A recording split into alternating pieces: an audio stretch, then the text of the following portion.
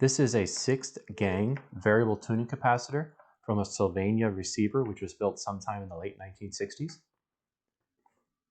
We have 3 sections for FM and 3 sections for the AM receiver.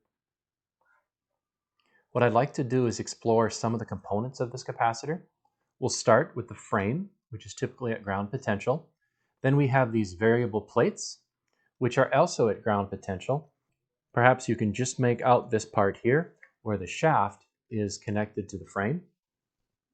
Next, we have these fixed plates, which are insulated by this material here.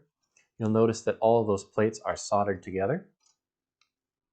The objective of this capacitor is to change the capacitance of these fixed plates relative to ground by inserting or removing the moving plates.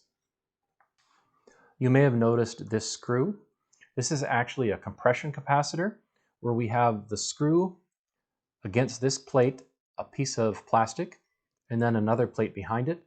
By adjusting the position of the screw, you change the capacitance, which is applicable to high frequencies. The other thing we notice is that these plates have notches cut into them.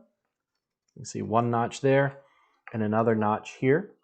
If we wanted to get very precise with our tuning and calibrate the dial, we can make fine adjustments by moving these plates in or out.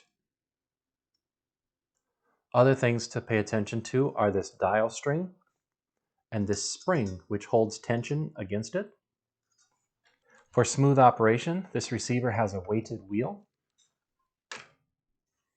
Here's the dial string wrapped around that tuning shaft. Finally, we see this glass tuning indicator.